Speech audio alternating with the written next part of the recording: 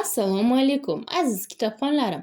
Bugun Olmaliq shahar axborot kutubxona markazi xodimlari navbatdagi The John Ronald Reuel Tolkien qalamiga mansub bo'lgan Uzuklar hukmdori asari targ'ibotini o'tkazadi.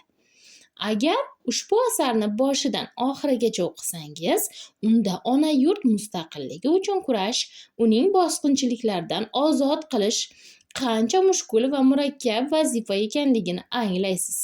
Asarni o'qigan yosh kitobxon murakkab hayotning ko'plab jihatlari, yaxshi-yomonliklari, oq-u qorasi, yovuzlik bilan ezgulik o'rtasidagi mangu kurashdan oz bo'lsa-da voqif bo'lishi, qiziqarli ma'lumotlar bilan tanishib, bilimini oshishiga shubha yo'q. Marhamat, o'qing va zavqlaning. Aziz kitobxonlarim, shu kabi bir-biridan qiziq bo'lgan asarlarni o'qish niyatida bo'lsangiz, sizlarni kutubxonamizda kutib qolamiz. E'tiboringiz uchun rahmat.